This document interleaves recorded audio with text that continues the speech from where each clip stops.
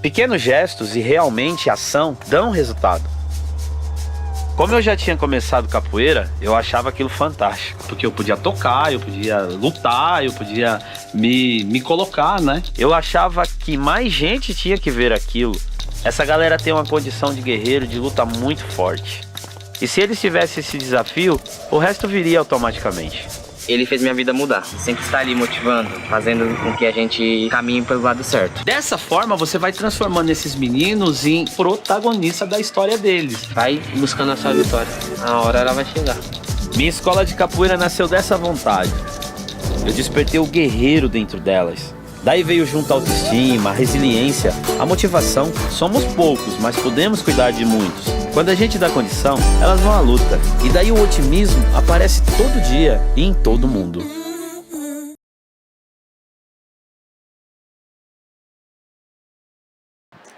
Muito boa tarde a todos. Meu nome é Marjorie e eu vou ser a mediadora hoje. Eu gostaria de convidar o seu Júlio Emílio Braz para conversar com a gente nessa tarde.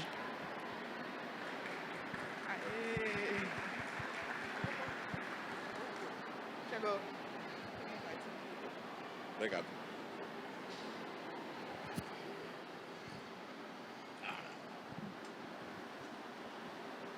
Bom, o seu Júlio ele dispensa apresentações, bem conhecido aqui no Rio de Janeiro, mas eu vou me apresentar.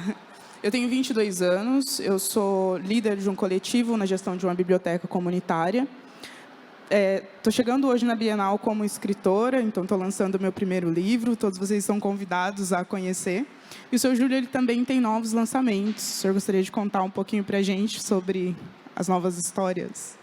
Bom, eu sou o Júlio Emílio Braz, eu sou mineiro, mas moro no Rio de Janeiro desde os meus 5 anos, então eu estou num dilema existencial a vida inteira, porque eu não sei se eu sou um mineroca ou um carineiro.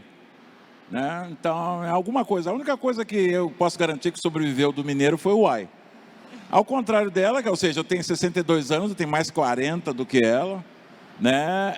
E tenho um pouquinho mais de livros do que ela. Aí aqui também eu estou lançando 4 livros. Eu acho que são 4. 4 na Mostarda e mais alguns em outras editoras, porque outro dia um menino me perguntou como é que fazia para viver de escrever. Eu falei, do mesmo jeito que o padeiro faz para sobreviver.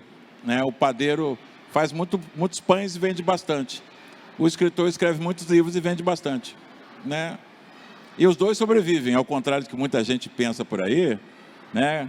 Nem vou entrar em detalhes. Dá para viver de escrever no Brasil. Sim, com certeza. Hoje a gente vai falar um pouco sobre a importância da educação e a leitura como ferramentas de empoderamento e transformação. Como que a gente vê o cenário da leitura hoje relacionado às escolas e como que nós, como escritores, podemos fomentar essa vontade do aluno de ler, não só do aluno, mas também em geral, mas focado no aluno e com a educação. Qual é esse nosso grande desafio que o senhor já está aí à frente há muito tempo? Olha, na verdade, assim, do tempo que eu comecei como escritor para o tempo de hoje, ou seja, há 40 anos atrás, algumas coisas mudaram, né? Por exemplo, eu lembro até, voltando um pouquinho mais atrás, quando eu fui para a escola, eu cheguei lá como um deserto e o professor tinha aquela missão civilizatória de me dar conhecimento. Hoje mudou bastante. Quando o menininho de 5, 7 anos chega na escola, ele já traz o conhecimento. Na minha opinião pessoal, eu acho que o professor ele ensina o menino a lidar com esse conhecimento. Porque, por mais estranho que possa parecer, a gente vive hoje uma ignorância às avessas. A ignorância é por excesso de conhecimento e nenhum discernimento. Ou seja, você tem uma ampla gama de informação pela internet, mas você não sabe lidar, não administrar aquilo, adquirir uma consciência daquilo. Esse talvez seja o grande desafio desse período agora, de você criar, não o interesse e a informação, porque a informação está aí em tudo quanto é canto. Uma banca de jornal hoje, eu fui jornaleiro. Né? Aí uma das coisas que aconteceu comigo, que em menos de um mês eu li tudo que tinha na banca. Hoje, eu queria ser jornaleiro hoje, que eu ia passar pelo menos uns 2 meses antes de me ler a última revista que aparecesse lá dentro. Então, tem muita informação. Eu acho que o grande desafio hoje é ensinar essa garotada a lidar com essa informação de uma maneira inteligível e inteligente. Né? E também trabalhar o senso crítico para que os debates eles não sejam rasos, como a gente enxerga hoje na internet, com debates tão polarizados a ponto de não trazerem nenhuma informação Realmente, né? É tudo muito rápido, sabe? Assim, eu sou, não é pela questão da idade, mas eu sou, desde sempre, aquele cara que eu sou sempre slow. Né? Slow food, slow leitura. Acho que a leitura do livro, por exemplo, ou do texto, de uma maneira geral, ele é uma pausa para reflexão. Né? Você reflete mesmo quando o livro é ruim. Né? Você para pensar e na internet você vê muito... Não sou contra não, quando sou idiota. Eu, por exemplo, uma das pouquíssimas coisas que eu encontrei de bacana nessa pandemia, se é que você pode falar isso, foi essa possibilidade de fazer lives. Né? Eu brinquei outro dia que num dia eu estive nos 4 pontos cardeais do Brasil. Comecei em Porto Alegre, no meio-dia eu estava em Niterói, 4 horas eu estava em Araçatuba e terminei em Manaus. E não saí do lugar, o mais bacana foi isso. Né? Então, assim, essa tecnologia é muito legal, sabe? Ela não é um inimigo em si. Né? Aquela história do que a inteligência artificial vai derrotar o homem, isso aí é muita ficção científica e pouca realidade. Né? Eu acho que o homem sempre está um passo na frente. Mas é fundamental essa tecnologia, as várias maneiras de você ler um livro hoje. Porque quando eu era garoto, eu só lia livro de um jeito. Com um pouco de boa vontade, eu podia falar que ele tinha radionovela, aí tinha 2 jeitos, mas só. Hoje você tem audiolivro, tem o livro na internet, tem o Kindle, tem o livro impresso, tem várias formas de livro impresso, tem a oralidade, os contadores de história são, em certa medida, livros também. Então, você tem N coisas, e isso muitas vezes é coisa demais para você elaborar. Né? Esse é o grande problema. Aí você fica na tábula rasa, na superfície da coisa. Né?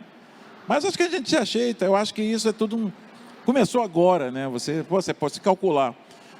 Em 1987 eu comprei um fax, fiquei todo orgulhoso. Eu tenho um fax. Hoje fax é demodê. Ninguém tem mais fax. Eu não cheguei a conhecer o fax. Pois é, você nasceu e o fax não fez parte do seu dia a dia. As coisas são extremamente rápidas. O primeiro celular, você andava igual a Torre de Pisa, né? Porque ele era desse tamanho. Hoje, você bota aqui no ouvido, você vê gente andando na rua falando, você pensa que é maluco. Não, ele está no celular, que é desse tamanho. Né? A era das informações, né? Tudo muito rápido. E pensando como que a gente também pode unir essas ferramentas na própria educação, e não só as ferramentas, mas também os conteúdos para empoderar, que também é uma das palavras-chave do nosso bate-papo de hoje. Uhum. Essa ponta do empoderamento, como que o senhor sente ela hoje na educação, através dos livros, com todas essas informações que a gente está tendo a todo momento? Eu acho que o principal é que você está conseguindo dar voz a todos. Porque antigamente, como a informação era seguir um canal muito estreito, você conseguia filtrar a informação que um aluno, por exemplo, receberia. Hoje, com esse aluno, digamos, 4, 5, 6 horas na escola e o resto do dia em casa com o computador, essa informação ganha um grau de liberdade e dramaticidade muito maior. Então, hoje, o aluno, você pode falar uma coisa com ele na sala de aula, mas ele tem como encontrar uma segunda versão, um segundo discurso na internet, na televisão, nos streamings, até no WhatsApp mesmo. Né? Então, é muito difícil você criar uma voz hegemônica. Você acaba empoderando a todos, até aqueles que não teriam como ter uma voz, porque não tinham acesso à comunicação, à leitura. Hoje você tem acesso, até que é uma coisa muito interessante. Eu lembro que, quando eu era estudante, a escola que eu estudava, na escola pública, tinha umas estantes lindas, mas poucos livros. Hoje o problema não é a falta de livro. Tem livro até, em algumas escolas, tem livro até para o professor. Hoje é você fazer com que as pessoas cheguem ao livro. Sim. Né? Sim, exatamente. Quando a gente criou um projeto na minha comunidade para levar a leitura até a comunidade, nós fizemos uma pesquisa antes e a biblioteca municipal mais próxima da comunidade ficava a 40 minutos de caminhada. Uhum. Então, a gente, falando de Campinas, que é a cidade onde eu moro, não é uma cidade pequena, miudinha, mas também não é uma cidade gigantesca como a grande São Paulo, mas é uma cidade grande. Então, falando dentro de uma cidade grande, é assustador a gente ver, é gritante a gente ver que hoje alguns alunos, alguns leitores, a própria comunidade precisa andar 40 minutos para chegar até uma biblioteca. Então, a chave, às vezes, não é ter a ferramenta, é fazer com que a ferramenta chegue Exatamente. a todos, né? Democratizar o acesso à leitura, informação e cultura. E eu acho interessante que, assim, eu tinha, quer dizer, eu sou escritor, então a minha formação como leitor foi muito engraçada, porque foi em casa, né? De uma maneira totalmente arcaica, minha mãe e minha tia. Né? E hoje você vê muito isso, é uma coisa, uma nova, eu não posso falar do Brasil inteiro que eu não conheço, mas aqui no Rio você encontra casos de vez em quando no noticiário, por exemplo, na Penha ficou lendário de um camarada que tinha uma borracharia e ele botou lá no fundo da borracharia uma biblioteca e começou a dar acesso. Então essa talvez seja grande diferencial, não tem aquela coisa, eu pessoalmente, por ideologia até, eu não sou muito chegado a nada a governo, eu acho que o governo é o povo. Quanto menos governo na vida do povo, mais é uma sociedade independente e autônoma. Quanto mais governo, menos autonomia você tem. Então, isso no caso da leitura, é uma coisa muito interessante. Você encontra borracheiros que criam biblioteca, menininhas de 12 anos que na favela, a Lua é uma garota aqui de uma comunidade, ela criou uma biblioteca lá em cima, no morro. As pretinhas, são 2 garotas de outra comunidade que criaram um projeto. E você vai encontrar o Otávio Júnior, que vai estar aqui, ou já esteve, que foi o livreiro do Alemão. Então, essas iniciativas é que me chamam muita atenção, que é realmente a popularização da leitura. Não é aquela coisa que alguém diz que é importante, um autor charmoso vai na televisão e fala, ler é legal, ler é fundamental. Não, são pessoas que são da comunidade, que têm a vivência comum daquelas pessoas da comunidade onde eles vivem, nasceram, cresceram, né? Que mostra como a leitura pode ser até emancipadora.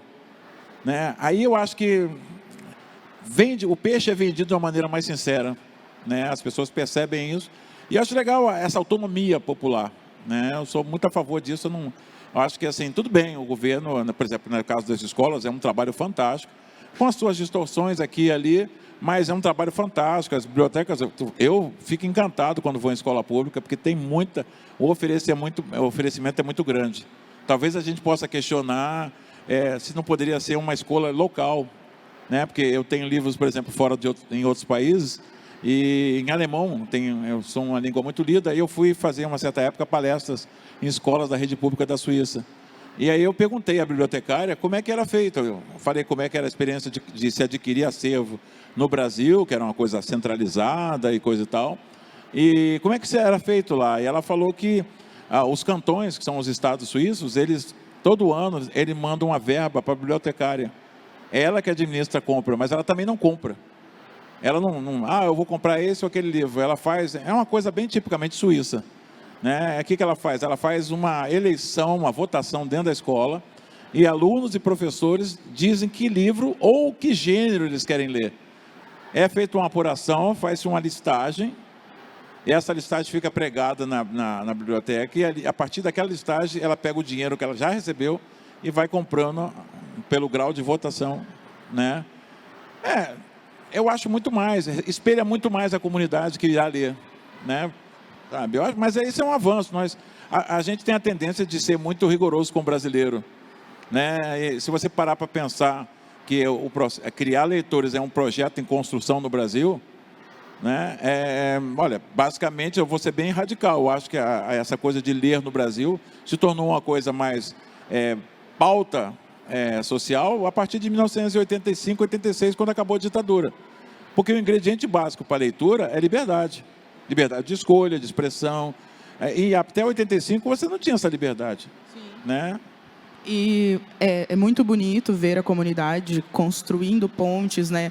Não está sendo construído para a comunidade, mas está sendo construído com a comunidade. Quando eu digo comunidade, sim, eu não me refiro só a determinado local, mas todos esses locais que a gente tem espalhados pelo Brasil afora. Mas também é muito importante a gente entender o papel do Estado, porque isso facilita muito o próprio acesso, né?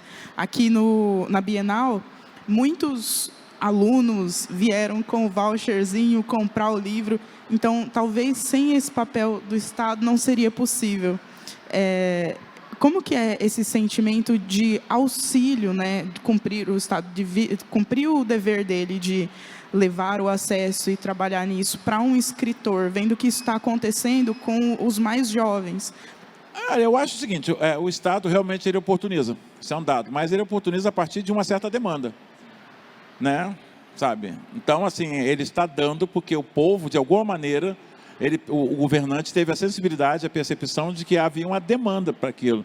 né? E essa demanda é crescente. Eu acho que é assim que se constrói uma sociedade, né? Não é um político que é o luminar que vai dizer o que é bom, o que é ruim. Isso é horripilante. É aquele político que é sensível bastante para ouvir a comunidade que ele representa, para quem ele trabalha, porque essa é outra coisa que a leitura pode fazer a gente adquirir a percepção. Nós não somos funcionários dos caras que nós elegemos, eles são nossos funcionários, né? E isso se percebe ao longo do tempo e da leitura, né? Então eu acho que é legal, talvez esteja surgindo, porque a gente tem que também ser paciente com isso. Uma das coisas mais chatas que a ditadura fez foi eliminar, até muitas vezes fisicamente, lideranças interessantes, né? Muitas vezes o que sobrou foi o que não incomodava. Então nós estamos construindo agora, a partir dessa liberdade que nós adquirimos, uma nova consciência de político, de política, uma maneira de fazer política que ainda não é a maneira que a gente deveria ter. Ainda existe aquela velha política, e isso vai ser construída com o tempo. Essa garotada que está lá fora, não todos, obviamente, mas de uma maneira ou de outra, muitos deles irão ser os políticos daqui a algum tempo. E eu espero que eles tenham essa sensibilidade cada vez maior de ouvir, né? Que ouvir, política é a arte do ouvir, não é a arte do possível, é a arte do ouvir, né? Assim, muitas vezes as pessoas têm uma visão de coisas. Vou te dar um exemplo claro. A gente liga a televisão, liga o jornal, todo dia praticamente tem um caso de feminicídio, um caso de racismo. As visões mais apressadas podem dizer que está aumentando o racismo ou o feminicídio. Não, está aumentando a reação das mulheres e dos negros. Por isso que está havendo a reação de quem antes não tinha reação quando cometia esses atos. É a mesma coisa o político, ele está dando livre, está oportunizando, dando voucher, porque há uma demanda que não é hegemônica, todo mundo está enlouquecido, porque até o Nelson Rodrigues já falou que a unanimidade é burra. Se todo mundo gostar da mesma coisa, tem algum problema com isso todo mundo, né? Uma coisa está errada, né? Mas o nosso todo mundo é ponderável. Ele cada vez mais está falando. De uma maneira meio caótica, de uma maneira... historicamente, o brasileiro não tem essa coisa do grupo. A gente acha que todas as soluções podem ser feitas por nós. Não existe isso numa sociedade organizada. O eu não existe na sociedade organizada. Existe o nós. Porque tem coisas que não dá para o eu resolver. Eu não consigo colocar o asfalto sozinho na minha rua. Eu preciso que os outros também queiram o asfalto da minha rua. Essa percepção é que faz a transformação e sensibiliza o político. E pensando nesse senso crítico, não só também do coletivo, quando a gente olha para a literatura, a gente está com obras, como por exemplo a do senhor, com um personagem negro. Qual é essa importância hoje? Porque a gente muito se fala em mídia, em televisão, em novela. Qual é essa importância da gente também ter personagens negros dentro da literatura para as crianças, para os adolescentes, para os adultos? Olha, no caso específico do negro, o Brecht fala que maldito povo que precisa de heróis. Mas o negro brasileiro, ele precisa se ver em certos locais onde ele não aparecia alguns anos atrás. Então, nessa hora, você precisa resgatar alguns, entre aspas, heróis, que não são heróis. São pessoas que durante muito tempo estiveram invisibilizadas. Aqui, nós estamos próximos de um bairro muito grande chamado Jacarepaguá. Em Jacarepaguá tem um lugar chamado Colônia Juliano Moreira.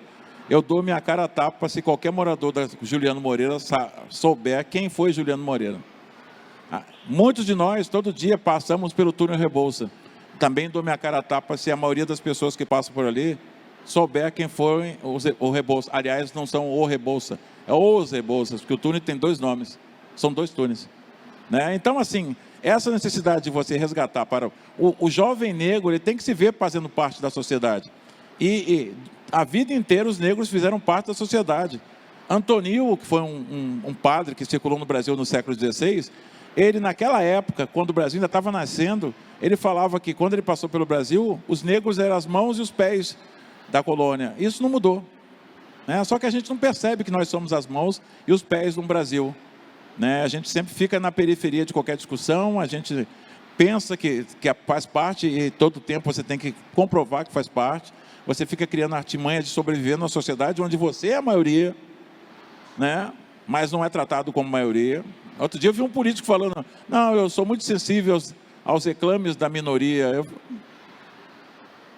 Olha, Uai. se você tira 54% de 100%, você tem a maioria. Então ele não sabe fazer conta. Eu não sou minoria. Os negros nos Estados Unidos são minoria, são 13%. Aqui eu sou maioria. Mas é uma maioria numérica. Não é significativa, né? Aliás, é tão engraçado que outro dia um cara estava falando, um dia nós teremos um presidente negro. Aí eu quase recomendei para ele, pega um livro de história. Nós já tivemos um. Ele não se assumia, mas ele era afrodescendente. O Nilo Peçanha. Esse é o grande problema. Por isso que a gente tem que estar mostrando os autores negros, os cientistas negros, não só os esportistas, porque uma das propostas dessa coleção, quando eu conversei com o Pedro, dono da editora, foi exatamente isso. A proposta da coleção não era mostrar negros que todo mundo acha que é normal. O Lima Barreto falava que negro só incomoda quando sai do seu lugar. Aí vamos lá. Onde o negro não incomoda no futebol? Dentro do campo. Tranquilo. Aonde ele incomoda? Fora das 4 linhas. Na primeira divisão brasileira, nós temos 20 times. Só um tem um treinador negro. E mesmo assim ele é interino. O famoso interino do Fluminense, o Marcão. Todo ano o campeonato começa e o Fluminense tem um treinador branco. Lá pelo meio do campeonato, o treinador ou vai para um outro time, ou ele é demitido, e adivinha quem assume? O Marcão. O Marcão salva o Fluminense de não cair para a segunda divisão. Assim que acaba o campeonato, o Marcão volta a ser funcionário do Fluminense e se contrata um outro treinador branco. E no ano seguinte, aquele treinador vai ser mandado embora e o Marcão vai assumir de novo. É o mais longevo interino do futebol brasileiro. Porque negro fora das 4 linhas como treinador, incomoda. Né? E lembrar também da intelectualidade que existe nas próprias comunidades quando a gente fala de, por exemplo, Carolina Maria de Jesus. Sim. Também é referência e também escrevia muito bem, e a gente consegue ver retratada uma realidade que ainda existe hoje no Brasil. Porque assim, quando a Carolina surgiu, na meados da década de 60, ela era exótica. Né? Ela era exótica. Hoje, um autor negro, tanto é que a própria Carolina foi resgatada, né, da importância dela. Ainda tem aquela discussão se ela era uma escritora, ela era uma narradora de uma realidade, se era ficção ou não ficção. Eu acho isso irrelevante, né? O fato dela ser uma escritora, ela tirar as ideias da cabeça e botar no papel, a qualifica como escritora, né? Ela tinha uma produção autoral também. A gente fica muito fixado no Quarto de Despejo, que foi o grande livro dela, inegavelmente, mas ela tinha uma produção cultural, quem lê a biografia dela, você vai ver histórias muito engraçadas. O Quarto Despejo é quase biográfico, né? Aí tem uma história que eu achei aquilo muito engraçado, porque uma vez ela pegou os cadernos dela e encontrou uma revista das seleções, do Reader's Digest, anotou o endereço lá nos Estados Unidos, botou o envelope dentro e mandou para os Estados Unidos. Não, o mais interessante não foi que ela tenha mandado, é que responderam. Né? Não, eles não leram, porque nos Estados Unidos eles não aceitam que o autor mande direto. Você tem que mandar através de um agente. Eu tenho certeza que eles não leram.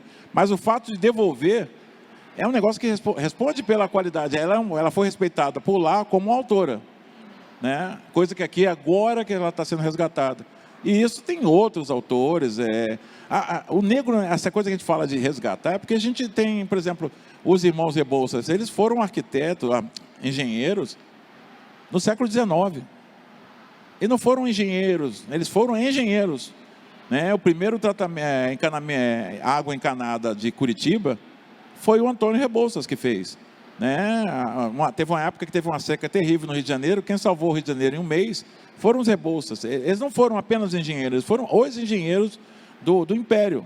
Né? Eu fiz a pesquisa e eu fiquei chocado, porque além deles tinha o pai e os tios deles, que eram criaturas fantásticas que merecem biografias. Eu não botei no meu livro, quer dizer, eu botei, mas tive que cortar porque tinha muita informação. Então, assim, para o negro brasileiro, há uma história ainda a ser contada. Né? Não foi, para ser sincero, vou ser bastante sincero, para o negro do mundo, ainda há uma história para ser contada. Né? Na Segunda Guerra Mundial, os Estados Unidos tiveram na aeronáutica uma esquadrilha chamada Rabos Vermelhos. Todos os pilotos eram negros. Eu nunca vi um filme quando era criança da Segunda Guerra Mundial. Quer dizer, na década de 70 eu vi um, mas os soldados eram os caras que enterravam os corpos, os negros, dos brancos que lutavam. Né? Então, essa história também está sendo contada. Né? A grande batalha da independência americana, o grande herói que passou séculos escondido, foi um espião que entrou num acampamento inglês e serviu de mordomo para o general inglês. Como os ingleses não achavam que negro era ser humano, eles traçavam os planos de batalha na frente do espião, que depois contava para os americanos. Aí os ingleses perderam a batalha de Yorktown.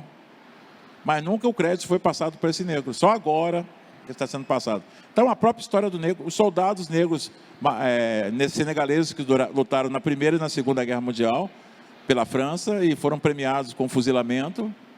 Né? Então, essas histórias têm que ser contadas pelo mundo afora. Né? A nossa não é diferente. E as próprias histórias que estão surgindo agora, né? Que tem muita coisa acontecendo. Sim. E a gente sabe, mas também precisa ser retratado para ser contado para as gerações futuras. O problema do Brasil é que, assim, enquanto nos Estados Unidos o negro contou a sua história, até na época da escravidão, agora que o negro está contando a sua história, você tem a autoria negra, né? Sabe, tudo bem, você vai falar, não, um branco poderia escrever, sim, claro, poderia, né? Basta ir para a escola, aprender algum, e saber. Mas ter aquilo como parte da sua psique, do seu comportamental, é uma coisa que só talvez um negro possa explicar. Né? É igual aquele negócio, o sujeito morreu, vocês viram para o parente dele e falam, eu sei como você está se sentindo. Não sabe, não. Não foi o seu parente que morreu? Que é o próprio lugar de fala, né? Que hoje é tanto comentado. Esse é o verdadeiro lugar de fala, né? As pessoas muitas vezes entendem que lugar de fala só negro pode falar. Não, de maneira respeitosa, qualquer um pode escrever sobre negro. Mas a questão é que há uma coisa muito própria. Né? Eu faço histórias de viking, mas talvez eu não faça uma boa história de viking porque eu não tenho a vivência, né? A história, a participação de um escandinavo. Eu não moro em Oslo, não moro em Estocolmo. Eu não privo da relação com outros caras como eu, escandinavos, que conhecem a história dos vikings e pois não. Eu posso fazer uma bela história, óbvio, porque eu sou um autor, mas não é a mesma coisa. Né? Existe um valor imensurável por trás de quem passou por aquele... Tem em todas as etnias, né? Sabe? Por melhor que seja a minha história de samurai, eu não sou japonês. Eu posso fazer uma bela história de samurai. Tenho maior admiração pelos japoneses, mas tem certos limites nessa admiração. Né? Seu Júlio, a Djamila comenta num livro dela, aquele pequeno manual antirracista, que na escola ela aprendeu que quando vieram os negros da África, vieram escravos e não escravizados. E aí, com o tempo, ela foi aprendendo essa diferença, estudando, enfim, com todas as vivências que ela teve. Hoje, através dos livros e também dessas informações, a gente consegue perceber essas diferenças entre pequenas palavras que a gente considera no senso comum que tudo bem, qual seria a diferença entre escravo e escravizado, e depois, através da leitura, a gente entende que existe uma diferença gigantesca entre o escravo e o escravizado. Olhando para os livros e para os livros que o senhor escreve, e pensando nessas diferenças que a gente consegue através do senso crítico que a literatura nos dá, eu gostaria que o senhor falasse um pouco sobre os livros que o senhor escreveu. Não só o livro que o senhor conta a sua própria história, mas também os outros livros que contam as histórias de outros personagens que são referência. Olha, esse negócio, a gente fala muitas vezes. Outro dia eu falei numa escola que descobrir-se negro foi uma coisa que eu também, por mais estranho, era uma turma pequena, de 7º ano. Aí eu comentei que eu descobri que era negro aos 20 anos. Aí o garoto olhou para mim e falou assim, na sua casa não tinha espelho? Eu falei, tinha. Meu pai até gostava de se ver nos espelhos, porque meu pai era um bonitão, então ele toda hora se ajeitava na frente do espelho. Mas não é isso. É que você vive numa sociedade onde, de repente, os parâmetros de beleza, de comportamento, não tem nada a ver contigo. Então, você demora. Eu demorei, por exemplo, com a lei 10.639 de 2003, muitas editoras pediram para que vários autores escrevessem sobre a África. E eu descobri a África. Porque na minha infância e na adolescência, eu não tinha contato. Eu até percebia, assim, chegava na escola pública, olhava lá, lendas italianas, lendas francesas, lendas japonesas, mas não tinha lendas africanas. E quando alguém mencionava, não tem lendas africanas, aí o pessoal sempre confunde, né? Vai falar, não, mas a gente não discute religião. Eu quero lenda, eu não quero... Não é Oxóssi, Ogum, né? Não, eu quero lendas, né? Por que a zebra é listrada, por que o javali anda ajoelhado, são lendas africanas. Isso eu nunca encontrei. Então, ao fazer o livro para as editoras, eu também me africanizei, digamos assim, porque não é que seja, não, eu era menos negro porque eu não conhecia a África. Não, mas é um conhecimento muito importante, né? Por exemplo, quando eu era adolescente, passou na televisão um seriado muito famoso chamado Raízes, né? E eu achei impactante, Kunta Kinte, coisa e tal. Hoje, você vendo, aquele troço começa com um erro histórico, sabe? Mostra o Kunta Kinte sendo capturado por brancos. Não funcionava assim, era muito mais ardiloso o esquema, né? Os brancos não tinham coragem de entrar no mato, porque eles iam morrer lá dentro, né? Eles jogavam uns contra os outros, era muito mais cruel o negócio, né? Então, assim, essa coisa de contar, eu acho legal para contar para as crianças, porque as crianças não conhecem. E é uma coisa muito complicada, que muitas vezes a criança, quando você a confronta com a sua negritude, a tendência dela é escamotear essa negritude dela. Eu tenho um livro chamado Pretinha Eu, que é a história de uma menina que ganha uma bolsa de estudo, ela é negra, ganha uma bolsa de estudo numa escola, e aí ela causa um alvoroço, porque é a única negra da escola. Só que quem conta a história é uma menina que até a chegada da Pretinha não tinha percebido o óbvio. Apesar de bem mais clarinha, ela também é negra. E no início ela hostiliza a Pretinha, porque fica com raiva dela, porque se ela não estivesse ali, ninguém notaria que ela também é pretinha, ou não ligaria para isso, porque ela é bem clarinha, né? E isso aconteceu comigo. Durante muito tempo eu não sabia que eu era negro. É nesse sentido que eu falei que eu descobri quando entrei para a faculdade de História. Eu sou professor de História, né? E essa coisa de mostrar para a garotada é muito importante, sabe? A coisa do cabelo, por exemplo, né? Eu comecei, né, o meu Black Power era bonito, né? Hoje não, porque eu estou ficando velho, estou sem paciência de pentear cabelo. Mas era grandão, bacana, porque aquilo me dava um senso de identidade muito grande, né? Era até romântico, na década de 70, Black is Beautiful. Aí botava aquele cabelão, aquela calça boca de sino, aquele sapato plataforma, ia para o baile funk. Hoje, quando eu lembro, tem uma foto daquela época, assim, nossa, como é que eu era ridículo, né? Mas aquilo era eu, dizia, olha, eu sou negro. Numa época que até ser negro era complicado, porque a ditadura se ocupava de movimentos negros também, né? Sabe? Porque assim, não tem nada a ver com ideologia, tem a ver com ideologia, de você se assumir enquanto alguma coisa. Isso não há. Nenhuma ditadura quer que você se assuma. A ideia da ditadura é despersonalizar você, né? Fazer com que você se torne algo, uma peça, como tratavam os escravos. Sim, né? Tirar toda a humanidade, né? Porque amar o seu cabelo também é humano, amar a cor da pele também faz parte de ser humano. Sim, seu cabelo é a sua identidade, né? Isso não quer dizer que outra, de repente, na Alemanha eu vi uns garotinhos com trancinha igual a sua. Todo mundo louro. Aí fica exótico, mas se ele está bonito, se ele acha que está bonito, né? Mas eu acho legal essa coisa. Quando alguém vê um louro com trancinha, ele sabe que não é dele. Ele pode continuar usando, mas aquilo pertence a uma outra etnia.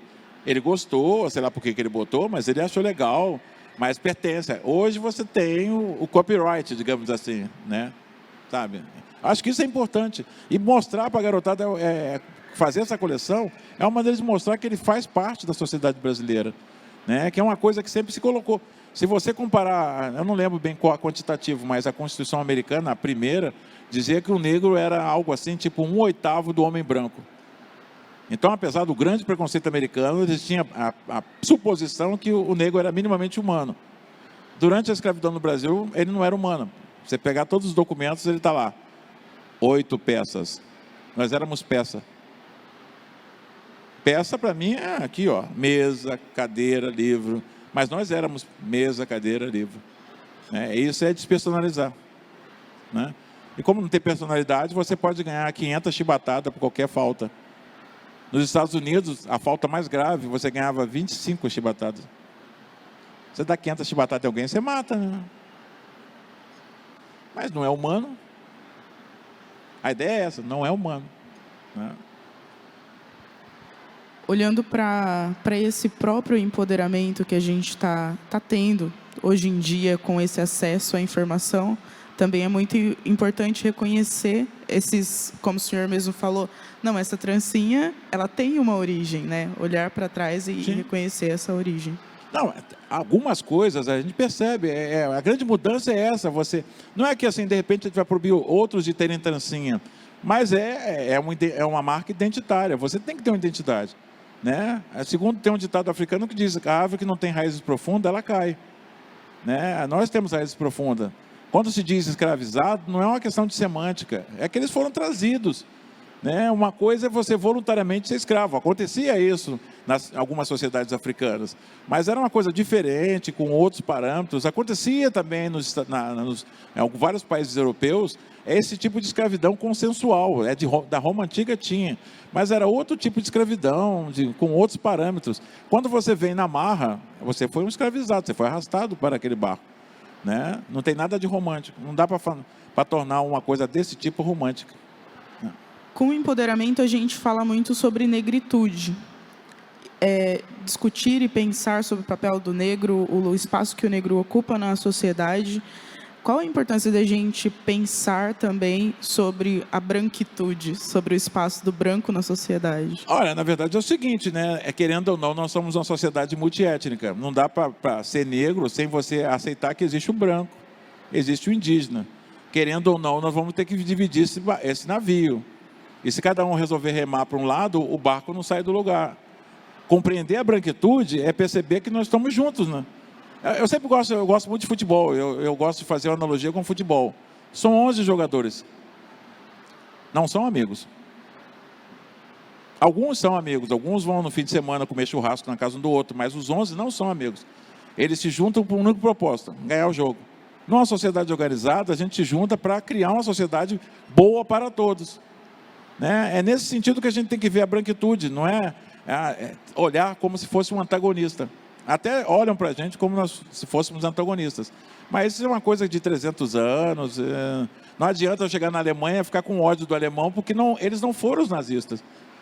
Eles são até descendentes de alguns caras que foram nazistas, mas eles não são. Eu não posso ficar com ódio do alemão. Eu posso ficar com ódio do nazismo.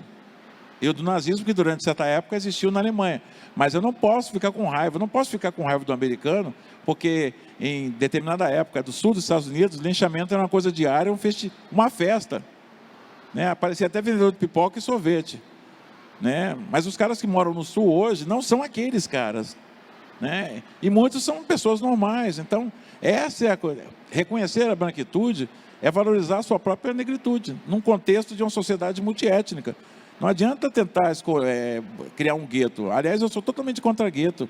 Eu sou negro para fazer parte, não para ser parte, né? Eu tenho que ser negro para fazer ser o todo numa sociedade multiétnica. Senão não adianta. Sabe, eu vou criar uma sociedade à parte no Brasil? Não tem sentido, né? Não tem sentido. Você olha a branquitude como uma maneira de você criar um grau de igualdade entre a gente. Você não é melhor que eu, nem eu sou melhor que você. Somos iguais. Pelo menos a nível de cidadania, né? Temos diferenças em termos raciais, éticos, de maneira de olhar o mundo, ainda bem, porque eu tenho um amigo meu que ele detesta quando alguém fala assim, é tudo japonês. Ele fica com ódio, porque ele fala comigo uma coisa que é verdadeira. Sociedades interessantes, grandiosas, prósperas, elas são sociedades que se caracterizam principalmente pela diversidade de pensamento. Eles não pensam igual, muito pelo contrário. Sociedades bacanas, prósperas, como a alemã, a japonesa, a inglesa, eles pensam forçosamente diferente. Então, todo japonês não é igual, não, viu? Né? E todo negro também não é igual. Exatamente, nós também somos plurais. Todo mundo é plural. Eu acho absurdo isso, todo mundo é plural. Vai na Suíça, é um país desse tamanho. A população da Suíça é a população da cidade do Rio de Janeiro, 7 milhões. Aí você anda por lá, o cara que mora na parte alemã detesta o cara que mora na parte francesa. E os dois odeiam o italiano no sul. E os três se juntam para odiar o cara que fala romanche no centro do país. Mas eles estão juntos há 700 anos. Aí eu perguntei para um amigo meu, já que vocês não vão com a cara um do outro, por que vocês estão juntos? Porque se a gente ficasse separado, seria inviáveis. Então a gente fica junto. Sim, é importante olhar com esse olhar para o indivíduo e reconhecer que às vezes existe esse momento de externar algo que é muito estrutural. Como que através da leitura a gente consegue fomentar esse olhar crítico para, por exemplo, aqui no Brasil, referente ao racismo, é algo muito mais estrutural do que só o indivíduo. Como que a gente, através da literatura, consegue fomentar isso? Não, acho que assim, a gente tem que perceber, porque quando se fala estrutural, parece uma coisa estranha. Outro dia o Silvio, acho que foi no Roda Viva, ele explicou, assim, de uma maneira Silvio de ser, né? Mas eu acho que talvez a explicação mais simples seja uma explicação que aconteceu comigo. Minha mãe é branca, meu pai é negro, e nós morávamos na favela da Maré. Eu sou daquele tempo que o pai trabalhava, e como ele era o provedor, minha mãe trabalhava, mas ficava dentro de casa. Aí meu pai chegava, minha mãe dava o relatório, né? Ele fez bagunça na escola, ele roubou não sei o que ali, né? Meu pai tinha... A ideia era meu pai disciplinar a gente, mas meu pai era apanhado, meu pai era um tigre de papel, não assustava ninguém, né? E aí teve um dia lá que até hoje eu lembro, para você entender o que é racismo estrutural. A mãe falou assim de um negro na comunidade, que eu não lembro quem foi e o que foi, mas ela falou, olha, viu, ele fez isso. Aí no final ela falou assim, mas também, né, negro, quando não faz na entrada, faz na saída.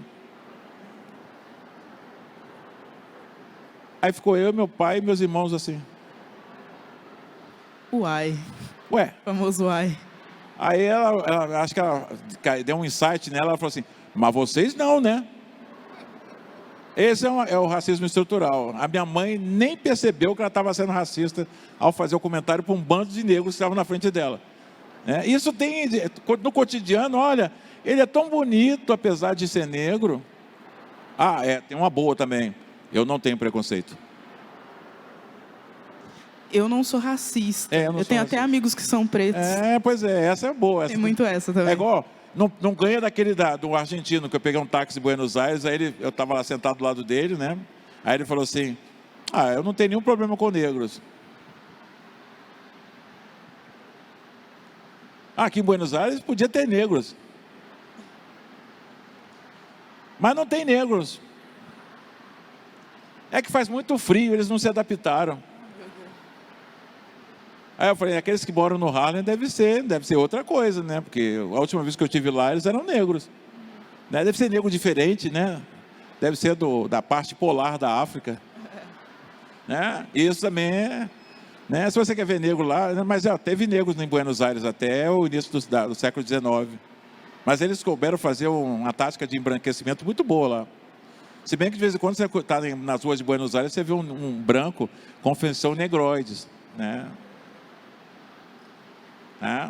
Então, assim, é muito complicado. Vamos ser sinceros, o Joaquim Nabuco tinha razão. Porque ele falou que a escravidão no Brasil durou mais de 300 anos. E os seus efeitos durariam mais de 300 anos. E, olha, esses efeitos atingem não só o brasileiro, o negro, mas atinge, via de regra, o desvalido. O nordestino pobre, o indígena, o branco pobre. O olhar que a polícia tem para as pessoas pobres da favela, independentemente da cor, claro que o negro, né, a maioria ainda, tem tudo a ver com a escravidão. Né? O tratamento que ele dispensa ainda é o mesmo.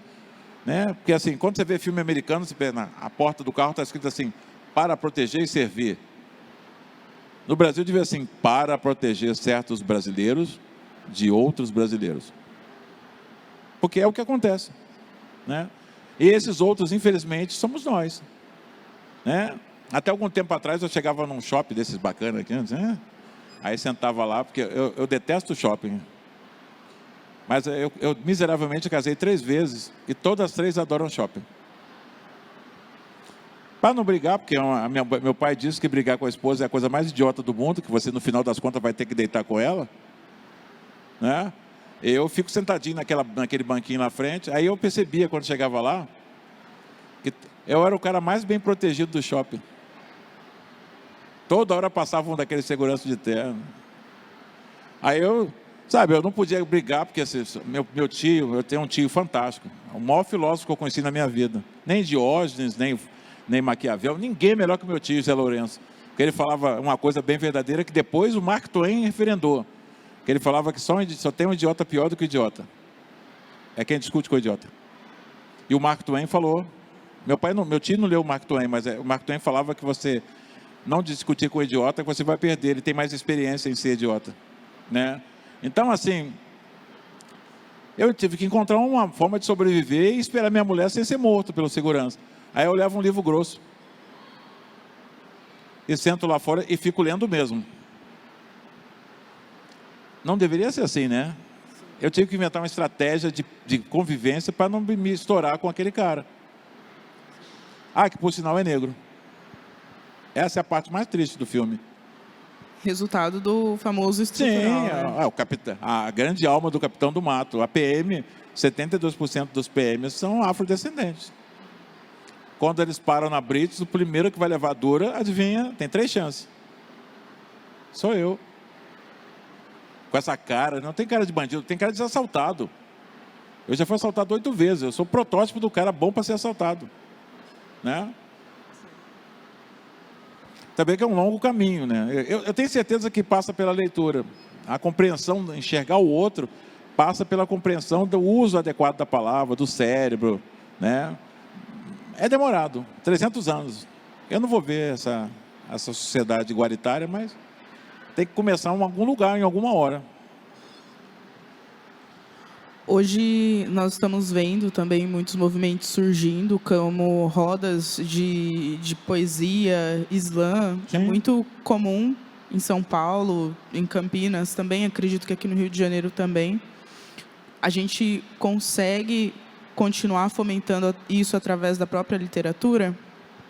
Com certeza, é uma progressão natural. O cara começa com oralidade, é sempre a oralidade, mas chega uma hora que a oralidade tem que ficar, tem que se eternizar. A eternidade da oralidade, da palavra em si, é a escrita. A gente fica sabendo que existiu o Alexandre o Grande porque alguém escreveu sobre ele, né? Porque a memória é uma coisa bacana pra caramba, mas imagina assim, você tem uma cultura, uma tribo de indígenas, e eles, ao longo de séculos, ficam passando a sua cultura, as suas tradições, um para o outro. Até que eles começam a morrer, por várias razões, né? No dia que o último deles morrer, aquela cultura toda se perde se ninguém anotar.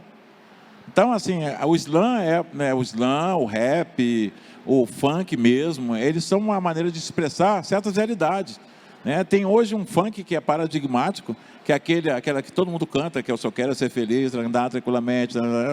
É uma proposta, né? Ele não consegue ainda andar tranquilamente na comunidade dele, mas é uma proposta. Isso é uma maneira de você dar visibilidade a uma realidade que a cidade, que a cidade é partida, não consegue ver, né? Pelo contrário, a cidade gosta do gueto, né? A cidade adora o gueto. O problema está lá, né? Tem até uma história muito bacana, bacana não, triste pra caramba. Se não me engano, foi em 2013, teve aquelas várias manifestações de insatisfação contra o preço da passagem, várias coisas, né?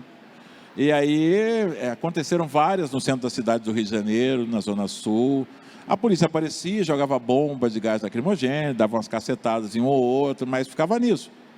Aí lá na favela, no Complexo da Maré, tentaram fazer algo parecido. Eles se juntaram e foram tentar ir para o centro de Bom Sucesso.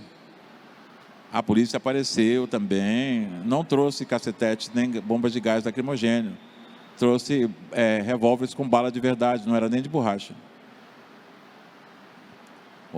O sofrimento era o mesmo, mas o tratamento foi diferenciado.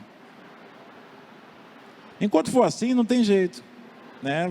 A sua manifestação de indignação de cidadão, se você mora na favela da Maré, é respondida a bala, né? Porque todo mundo ali é suspeito, né? E sempre houveram vozes pedindo por direitos, como, se a gente olhar para a história do Brasil, existiam revoltas contra a escravidão, mas às vezes são histórias que também não são dadas muita atenção, mostradas para a gente que foi aceito e ponto final, mas na verdade foram povos silenciados. Hoje não acontece. Por exemplo, você pega o cara, foi preso porque foi reconhecido numa foto miseravelmente ruim, ficou 24 dias preso e ele ficaria a vida inteira preso lá alguns anos atrás. Hoje, você consegue de maneira até canhestra, mas consegue ter a voz, o cara está solto, porque a família se juntou, a comunidade se juntou, protestou. Isso era impensável quando eu era criança e morava na favela da Maré. A gente engolia o sapo, e era sapo cururu, era bem grande. Mas a gente engolia. Hoje não engole. As pessoas têm uma noção básica de cidadania e de como chegar aos meios de comunicação, porque já se percebeu na favela que os meios de comunicação potencializam a revolta, né? A internet é uma arma fantástica para você potencializar a voz de uma comunidade pequena. Os índios lá nos cafundós da Amazônia conseguem fazer sua voz chegar até no fórum internacional, porque essa voz repercute, vai sendo viralizado pelo mundo afora. As mídias sociais são fantásticas quando utilizadas nesse sentido, né? Porque elas dão potencialidade a tribos que talvez morressem no silêncio. Muitas tribos brasileiras são extintas sem que ninguém tenha noção de que elas existiram. Hoje, as vários grupamentos indígenas, eles conseguem criar uma estrutura até financeira, né? Sabe aquela história do samba antigo, que índio quer apito, índio não quer apito. Índio quer faculdade, né? Índio quer um médico, índio, indígena, né? Outro dia eu vi uma matéria, os caras estão indo estudar, inclusive estão indo estudar nos Estados Unidos, né? Porque a evolução é um traço natural. Ninguém vai querer que você fique sendo uma reserva do neolítico a vida inteira, né? Eu não quero. Eu quero que você mantenha a sua identidade indígena, mas dentro dos parâmetros da sociedade moderna, né? Mas que bom que mesmo tentando silenciar, essas vozes existem. Por exemplo, o livro que eu estou lançando, ele conta a história de uma maneira muito mais simplificada e muito mais leve sobre a própria Marielle Franco, que aconteceu com ela. E sem esses meios de comunicação, sem toda essa repercussão e sem toda essa resistência para dizer o que aconteceu, talvez muito difícil uma menina do interior de São Paulo, de Campinas, conseguiria ter esse senso crítico e pensar sobre uma resistência daqui do Rio de Janeiro, da própria Maré, que é o lugar que o senhor conhece muito. Sem as mídias sociais, sem a imprensa, você não teria como saber da Marielle. São as mídias, os grupamentos sociais de mulheres, de favelados, que estão mantendo o caso dela na ordem do dia. Ninguém esquece a Marielle, né, o tempo todo. Alguns, assim, eu posso até ousar dizer que alguns já sabem quem foi que mandou a Marielle matar.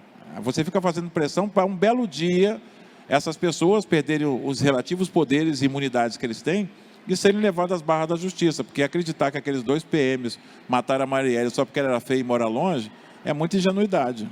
Eles não matariam se não tivesse alguém por trás dele. E a gente faz ideia de quem que eventualmente seja, ou que estrutura está por trás daqueles 2 homens. Só que essas estruturas são muito poderosas, né? A gente vai ter que esperar mais um pouquinho, sabe, para saber quem mandou e por que mandou. Eu, pessoalmente, tenho a minha opinião, mas eu não vou externar porque é a minha opinião. Não está baseada em senso comum, observação. Eu não sou investigador, mas tem certas coisas que chamam a atenção, né? Por exemplo, quando o delegado prendeu os 2 matadores, rapaz, o delegado conseguiu em menos de 24 horas um curso fantástico de criminalística na Itália, que ele teve, inclusive, levar a família inteira para lá. Aí arranjaram outro delegado que começou tudo do zero. Aquele delegado que foi fazer o curso de criminalística deve saber quem foi, né? Que bom que nós hoje temos esses espaços, como o senhor e eu, de estarmos aqui falando sobre isso, né? Com certeza. Há 30 anos atrás, então 40 anos atrás, a gente já teria falado bom dia para todo mundo. Em seguida teria... vou dar um exemplo. Você é muito novinha, não passou por esse período, mas há muito tempo atrás teve um músico famoso aqui, chamado Erlon Chaves, né? Era um músico fantástico. E ele fez uma apresentação num Festival Internacional da Canção. E ele caiu na besteira de abraçar uma loura e dar uns beijinhos na loura. Assim, nada de pecaminoso, não. Beijinho, beijinho. Aí um militar ficou chateado com ele. E ele ganhou um passeio no carro do DOPS. Ele sumiu 1 semana. Esse era o negro em 1970. Hoje nós não passamos por essa experiência. Pode passar até por alguma parecida, eventualmente, mas essa experiência, você pode abraçar uma loura e não morrer no processo. Bom, nós estamos já nos encaminhamos para os últimos 20 minutos. Gostaria de abrir para perguntas. Não sei se temos perguntas. Alguma pergunta? Pode ser direcionada. Nenhuma pergunta? Aqui, temos uma pergunta. Lá vem o...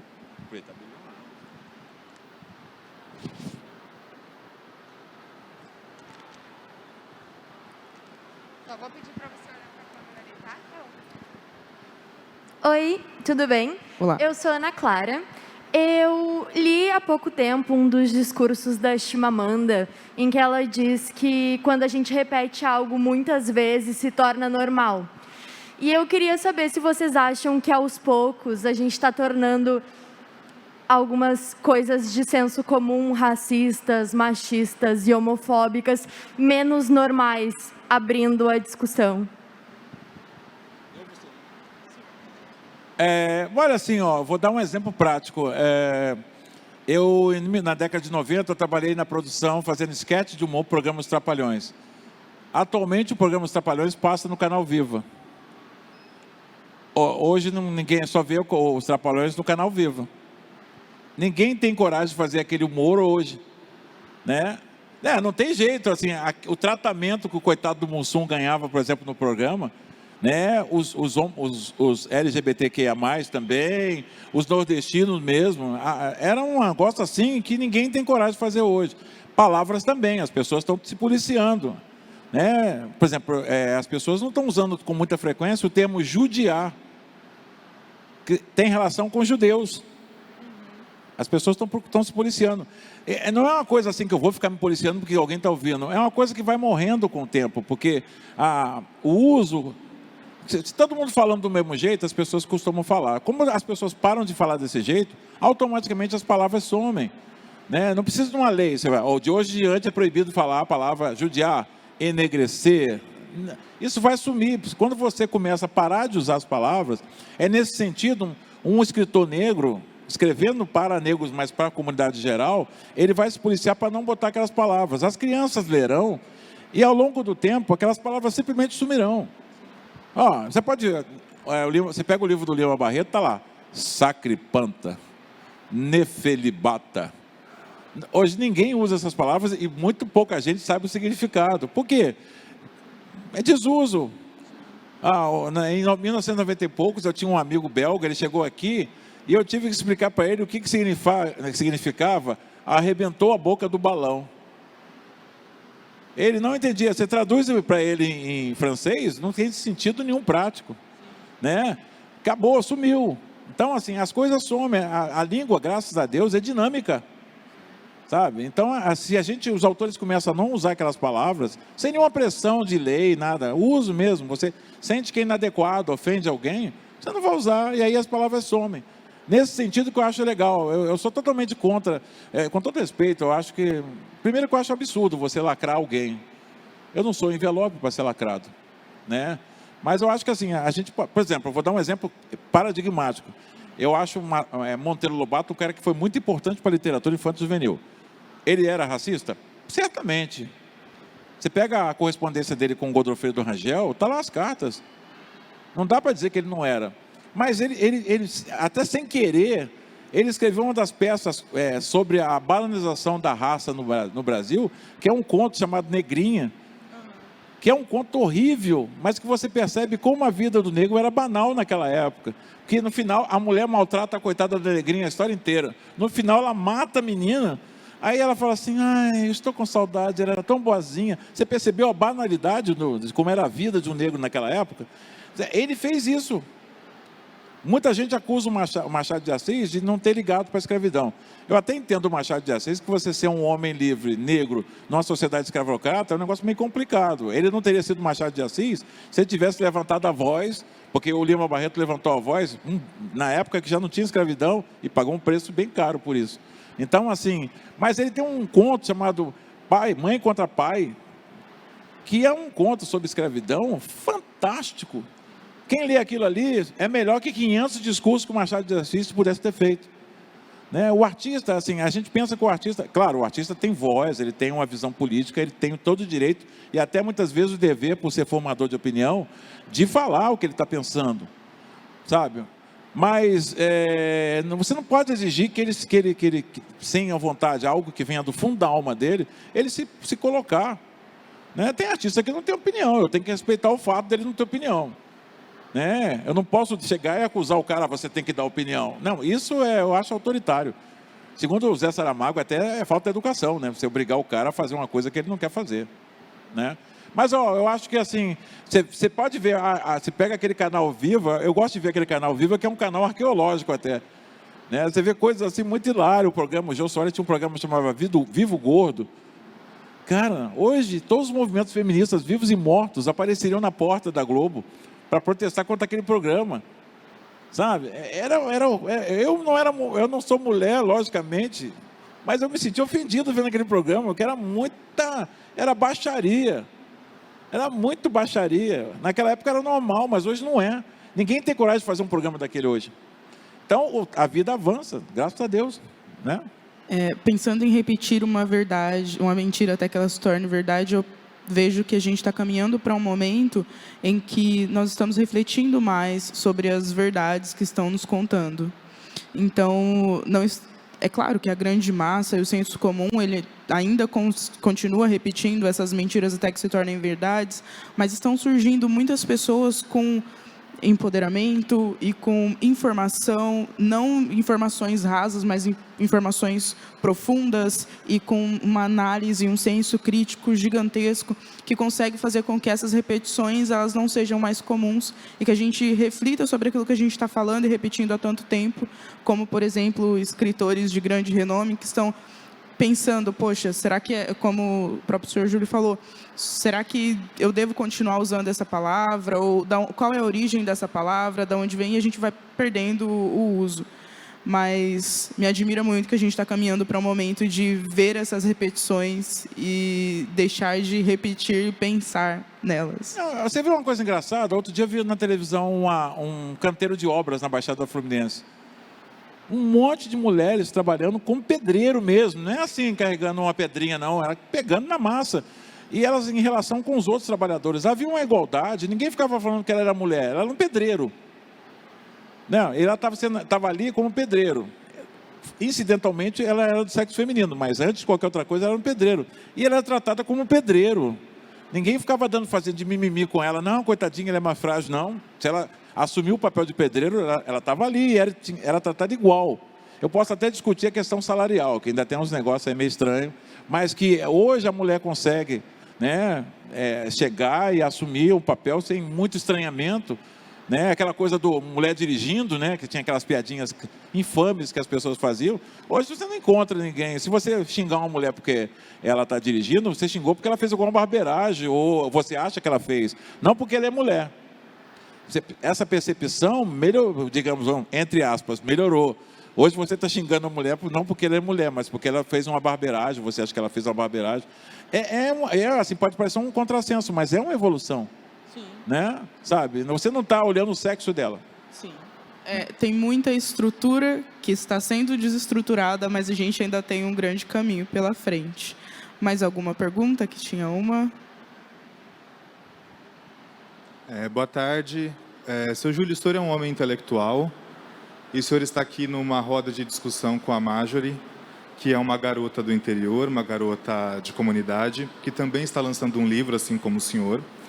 Eu gostaria de saber qual a importância de ter duas pessoas como vocês numa discussão como essa, lançando livros como esses pela editora Mostarda. Qual que é o papel de esse tipo de discussão num local que está sendo transmitido para o mundo todo, numa luta contra o racismo? Qual é o papel e qual a importância disso?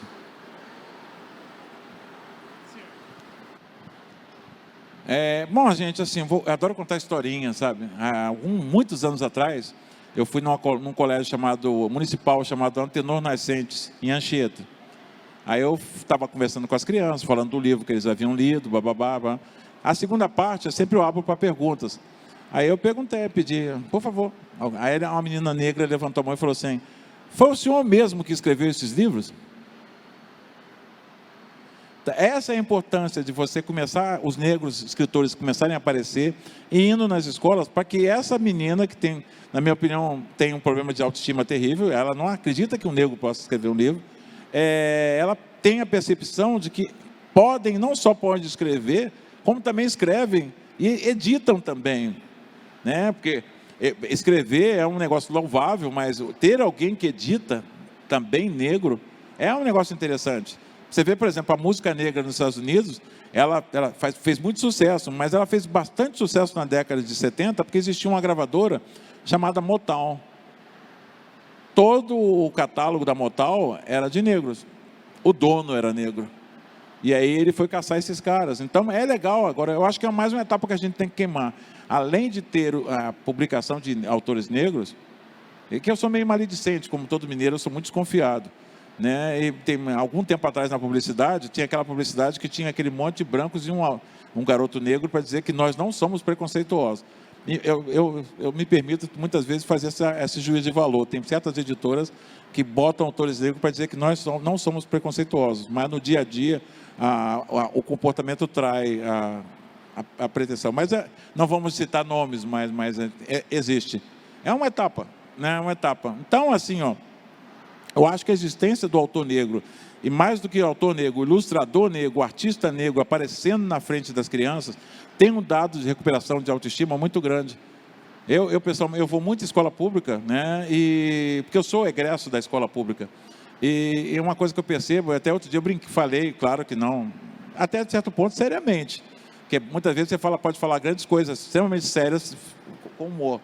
Que antes, uma criança negra, muitas vezes na escola, ela deveria ter, antes de ir para a sala de aula, deveria ter um curso básico de autoestima. Porque alguns chegam... eu vou contar outra historinha, que eu fui em outra escola, em Vila Cosmos, que é outro bairro, né, perto do Morro do Juramento, e fiquei sentado, tinha um intervalo, eu ficava o dia inteiro na escola, aí estava sentado na sala dos professores, aí os menininhos aparecendo na porta, os negrinhos simpáticos, né? Aí olhando desconfiado para mim, eu falei, não vai entrar não? Aí eu falei, não vou entrar não. Ué, vocês não gostam de ler? Não, não é isso. Aí o Sherlock Holmes, que é em mim, eu falei, vocês não vão entrar por quê? É por causa da moça, a moça era a moça que da sala da leitura. Ué, por quê? A gente entra aí, ela fala assim, lá vem os marginalzinhos. Não dá para criar leitores com esse tipo de espírito, vamos conversar, né? Fala sério. Né? Aí eu convidei os meninos para entrar. Claro que ela fez aquele olho assim, sabe? Robocop, né? Aí é complicado. Esse é o preconceito estrutural, porque os garotos moram no juramento. Eu não sei nem se é só pela cor deles, é porque eles moram no juramento. A tendência é achar que toda criança que vem da comunidade, né, é um bandido em perspectiva. Não são, não.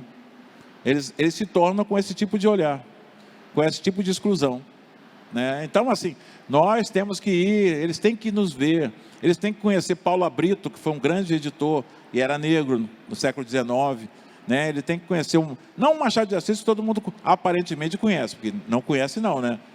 Os mais experientes aqui, como eu, que estão aqui na plateia, devem lembrar que alguns anos atrás a Caixa Econômica Federal fez um anúncio e era assim, a Caixa Econômica é desde o século passado e Machado de Assis foi um dos nossos primeiros clientes. Aí vem um ator entrando na Caixa Econômica, ele era branco. Aí alguém falou lá, né, gente, Machado de Assis era negro. Aí refizeram o anúncio e botaram o negro.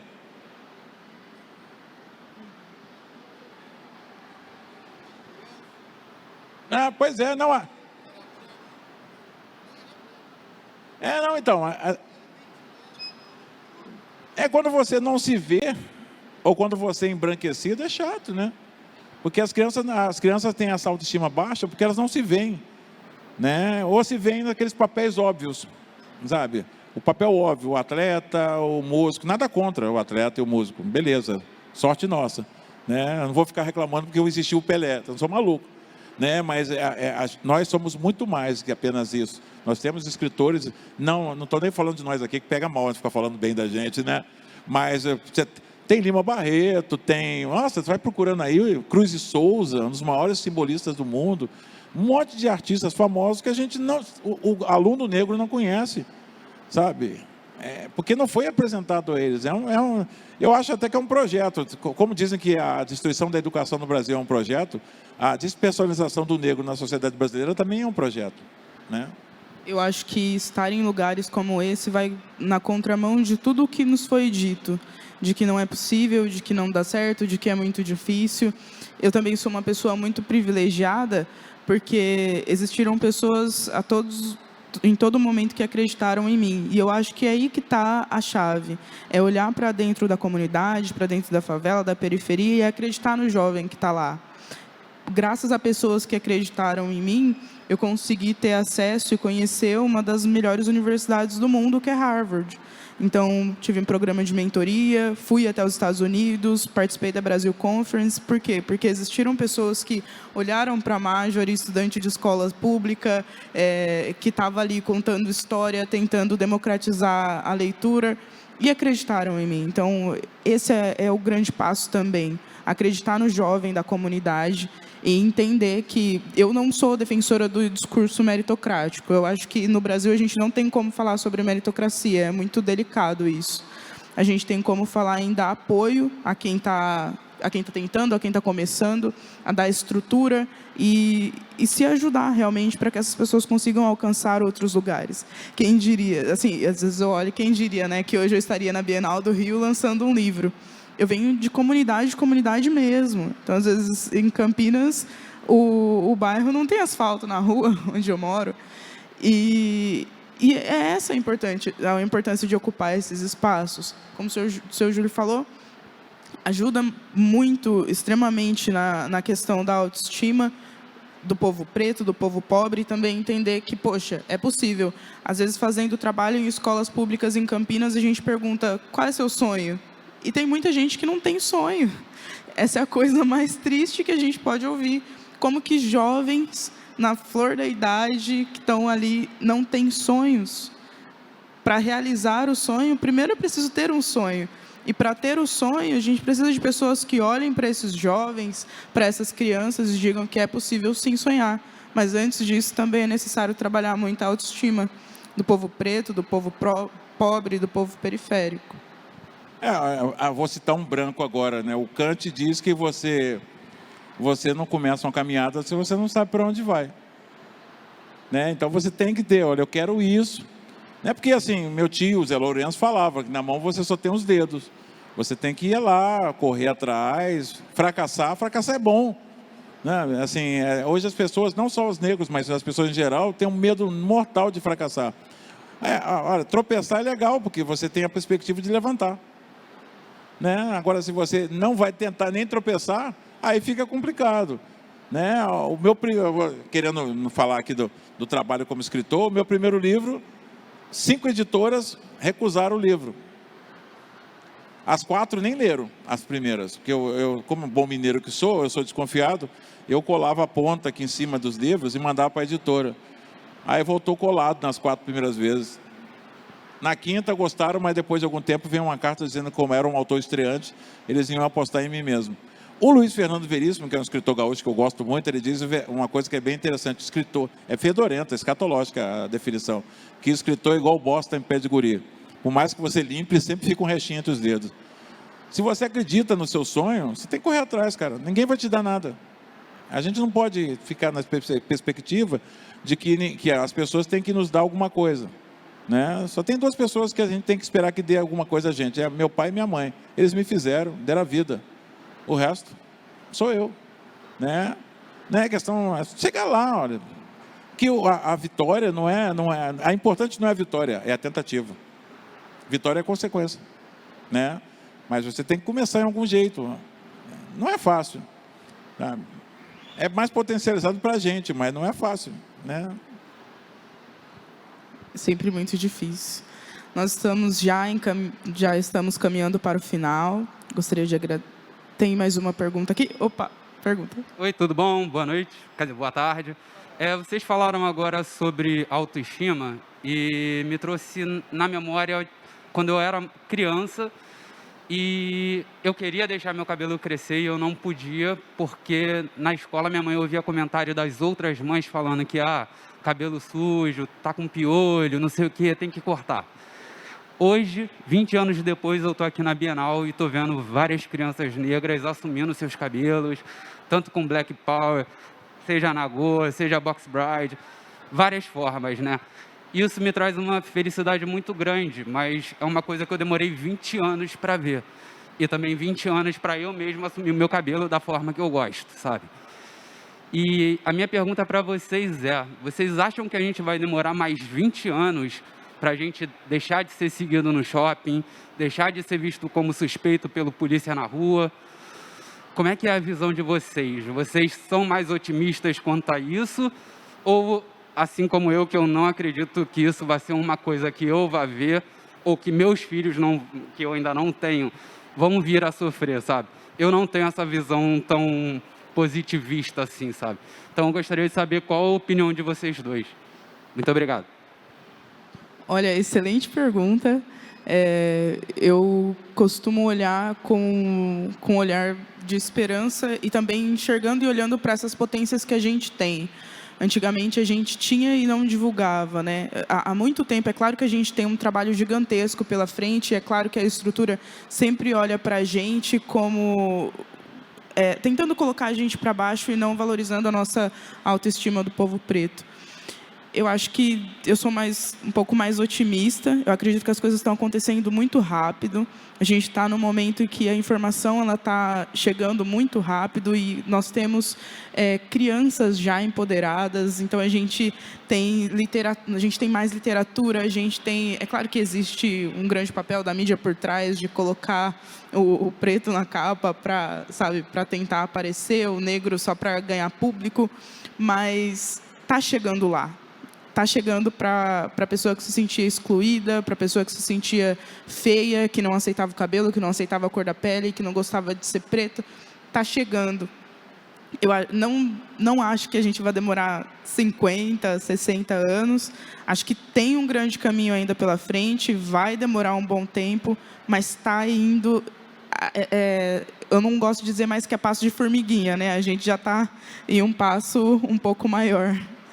Mas tem um caminho? Tem, mas a gente também tem muita gente lutando para isso.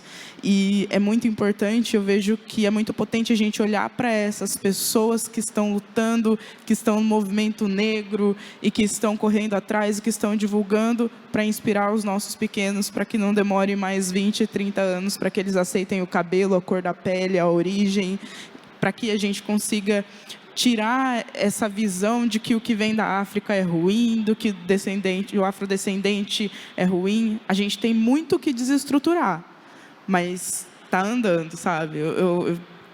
É realista, mas também otimista. Bom, assim, bem curto e grosso. Tem um lado prático. Nós vivemos numa sociedade capitalista. E o negro, mesmo que a fórceps, virou consumidor. Quando você vira consumidor, você começa a ser visto pela sociedade de consumo. Essa é uma coisa que não tem volta, né? Está devagar, mas está indo constante. A outra que é o seguinte, não vai demorar muito tempo. Vamos fazer uma análise sociopolítica da China. A China, até 1975, não era essa China que está aí. Ela virou isso em pouco mais de 50 anos. Essas transformações vão acontecer muito rapidamente, já estão acontecendo muito rapidamente. Ninguém hoje pede desculpa por ter um cabelo esquisito. Olha, sabe, meu filho já não anda assim, meu filho anda com aquele cabelo, que susto que eu levei, sabe? Né? Eu gosto de fazer isso com ele, mas ele assim, ele não tem inculcação nenhuma, de vez em quando o pai dele tem inculcação. Meu filho, não fica correndo em volta do Maracanã ele tem medo de ser gordo, então ele gosta de correr em volta do Maracanã. Com esse cabelão, esse cavanhaque, porque a polícia vai achar que você é bandido. Ele não está nem aí. Esse medo ele não tem. O medo que eu tinha, ele já não tem mais. Isso é evolução. Né? Essa evolução não vai ter involução, ela só vai continuar. Né? Hoje ele não tem preocupação. Ele sabe que é negro, mas ele não fica assim, eu sou negro. Não, eu sou negro. Né? Se bem que ele falou comigo uma coisa chata. Ele descobriu que era negro na Netflix. Porque ele viu o negro americano e ele viu como é que eles são orgulhosos, então ele incorporou aquele, tanto é que ele adora basquete. Né? Não gosta de futebol. Né? Eu paguei esse pecado, ele ficou ligeiramente colonizado. Né?